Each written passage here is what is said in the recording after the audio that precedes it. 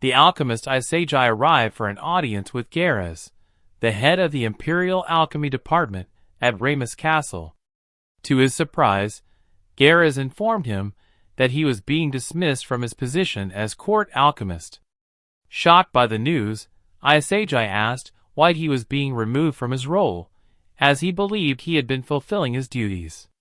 Garaz explained that one of the primary responsibilities of a court alchemist was to create magical tools for military use. Instead, Isagi had been spending his time digging in the ground. Defending himself, Isagi argued that his work wasn't just random digging. Through alchemy, he was selecting and cultivating plants that could grow even in the most barren soils, which could have significant long-term benefits. Garaz scoffed at Isagi's efforts, saying that growing plants was pointless when food could be taken by force. He argued that this method was far more effective. The empire, after all, had built its reputation on aggression and conquest, investing heavily in its military might. Isagi countered, arguing that the empire's irresponsible policies were causing the people to suffer. He wanted to solve the food problem through alchemy to save the empire from itself. Garaz dismissed him harshly, saying that his attempts at farming within the castle walls were futile and his insubordination had cost him his job. As the reality of his dismissal sank in, Isagi reflected on his situation. He realized Garaz was treating him with disdain because he was just an ordinary person from an orphanage. Despite the setback, Isagi remained convinced that alchemy should be used to make people happy, not to kill. He understood now that Garaz saw alchemists merely as tools, expecting them to follow orders without question. Isagi understood Garaz's point and accepted the order. He returned to his workshop, where he was greeted by Mersha, a beastman servant. She welcomed him and asked about his day.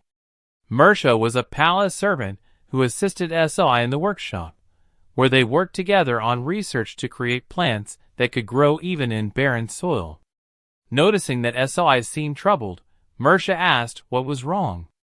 She soon learned that he had been fired from his job. Angered by the injustice, Mersha couldn't believe that Isagi, who always worked for the empire's benefit, had been treated so unfairly. Isagi thanked Mersha for her support and reassured her that he hadn't expected such an outcome either. As he thought about his future, Isagi wondered if he could return to the orphanage and work there. Seeing his uncertainty, Mersha offered to take him to her homeland, suggesting a new path forward. Mersha's homeland is a village on the outskirts, where 80% of the population are beast men. The alchemist thought he wouldn't be useful there, but Mersha reassured him. She said that having an alchemist like him would greatly improve their village's situation. In her homeland, the food situation worsens every year. Isagi had just completed his work on one crop and had gathered many other seeds and plants. Isagi promised that as soon as he finished working on the seeds, he would send them to Mersha's homeland. Inspired by the idea of helping the village, Isagi decided to go there himself. He realized that this would be the perfect place to test the crops he and Mersha had developed. If they could achieve food abundance, they could spread their success worldwide. Mersha thanked Isagi and asked if he was sure about his decision, reminding him that with his skills, he could be valuable anywhere. Isagi replied that Mersha's invitation was all the reason he needed. Mersha apologized for her enthusiasm, but Isagi assured her it was fine. Isagi believed that it was better to accept help from neighbors than to be tied down, unable to do anything. By acting freely, he and Mersha might change the empire for the better.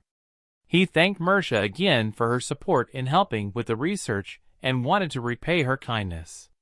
Mersha, overjoyed, shed tears of happiness. Isagi began packing his belongings for the journey to Mersha's homeland. To his surprise, Mersha announced that she would quit her job and come with him. Isagi paused, stunned, and then ran to catch up with her, making sure he understood correctly. Mersha confirmed without hesitation that she would leave her elite palace job to join him, because she couldn't let him go alone. Isagi, relieved and touched by her dedication, invited her to join him. A few days later, Isagi and Mersha had packed up all their belongings. They headed to the carriage, with Isagi loading their supplies into a magical backpack made with alchemy, which could store a large amount of items. Mersha mentioned that it would take about a month to reach the Beast Kingdom, and the journey would be long and tough. With everything ready, they embarked on their journey, and a month passed as they traveled. Finally, Isagi and Mersha arrived at the Beast Kingdom, specifically in the village of Plumia. Isagi was amazed by the number of beast men living in this outskirts village. Mersha invited Isagi to her home. Isagi wondered if he needed to greet the village chief first, and if the sudden arrival of an outsider would cause any issues. Mersha reassured him, saying there was nothing to worry about because the village chief was her father. Isagi was surprised and remarked that she should have mentioned this earlier. Mersha laughed, saying she wanted to surprise him. Despite her reassurances, Isagi felt anxious, fearing that the village chief might reject him and claim they didn't need an alchemist. Mersha calmed him down, warning that if he kept talking like that, she'd have to knock some sense into him. She then led Isagi to her house, saying she would speak to her parents first. As soon as Mersha crossed the threshold, her mother jumped towards her in joy. Mersha scolded her mother for jumping at her like that. Isagi was taken aback when he finally met Mersha's father, the village chief, as the man exuded an aura of authority and kindness. Mersha's father invited Isagi to sit down. Isagi thanked him and began introducing himself. However, Mersha's father, Kelsey, grew stern and told Isagi to be quiet. He declared that he wouldn't let his daughter associate with someone of uncertain background. Isagi was taken aback by Kelsey's protectiveness. Kelsey continued, emphasizing how precious Mersha was to him. On the other hand, Mersha's mother, Sienna, seemed pleased with Isagi.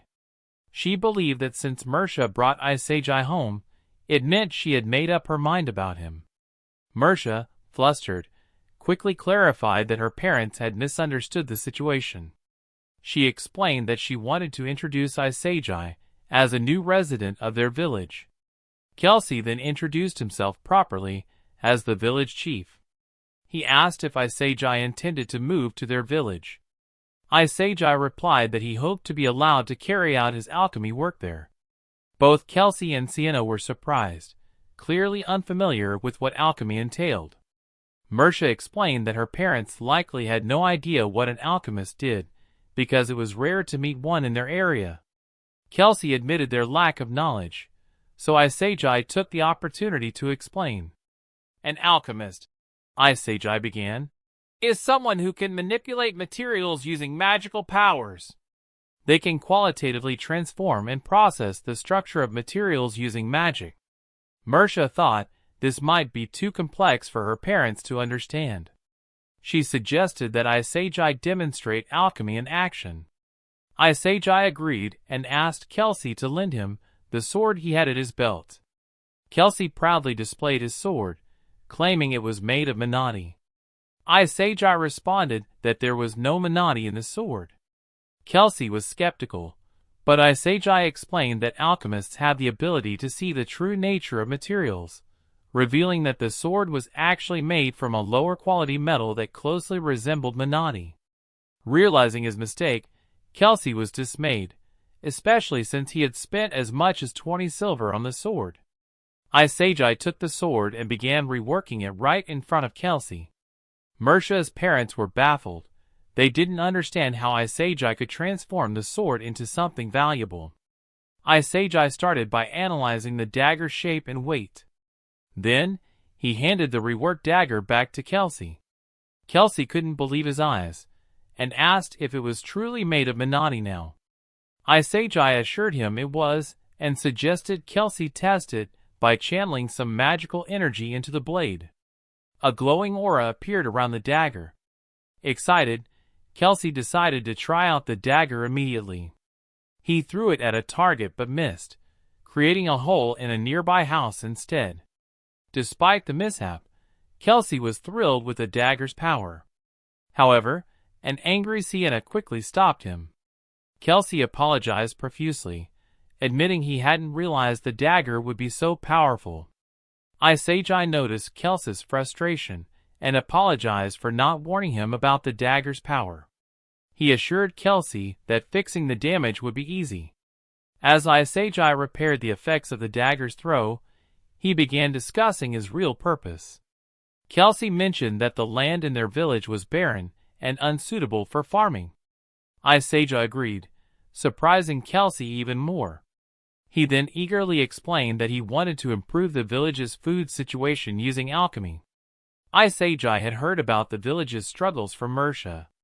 He believed he could make farming possible on their poor soil by using enhanced crop varieties created through alchemy. This could reduce hunger and improve everyone's lives. Mersha supported Isagi, urging her parents to allow him to use alchemy for farming, emphasizing it was for the village's future. Kelsey was taken aback, but could see the determination in Isagi's eyes. Kelsey was hesitant but decided to give Isagi a chance. He issued the permit, and both Isagi and Mersha thanked him. Kelsey then mentioned that Isagi would need his own house with plenty of space. Smiling widely, Mersha led Isagi to an empty house, calling for him to follow. Isagi felt restricted in the palace, but here, in this village, he was free to do what he loved. Now, he could fully dedicate himself to his favorite work.